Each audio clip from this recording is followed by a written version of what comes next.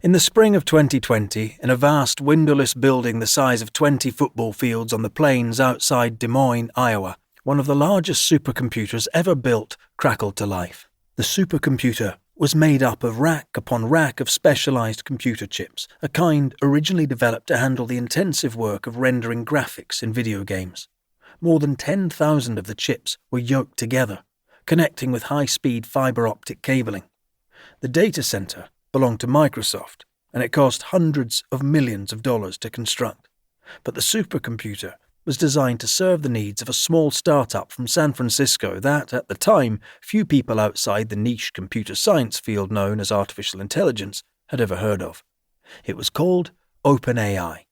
Microsoft had invested $1 billion in OpenAI in July 2019 to gain access to its technology. As part of the deal, Microsoft promised to build this supercomputer. For the next 34 days, the supercomputer worked around the clock, training one of the largest pieces of AI software ever developed. The software could encode the relationship between 175 billion data points. OpenAI fed this AI software text more than 2.5 billion web pages collected over a decade of web crawling, millions of Reddit conversations, tens of thousands of books, and all of Wikipedia.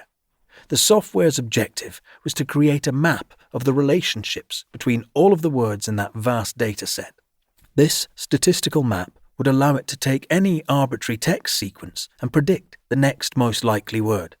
By doing so, it could output many paragraphs in a variety of genres and styles that were almost indistinguishable from human writing. OpenAI called the software GPT-3, and its debut in June 2020 stunned computer scientists. Never before had software been so capable of writing. GPT-3 could do far more than just assemble prose and poetry. It could also code. It could answer factual questions. It was capable of reading comprehension and summarization. It could determine the sentiment of a piece of writing. It could translate between English and French and German, and many other languages. It could answer some questions involving common sense reasoning. In fact, it could perform dozens of language-related tasks, even though it had only ever been trained to predict the next word in a sequence. It did all this based on instructions that were conversational, the way you would speak to a person. Scientists call this natural language to differentiate it from computer code.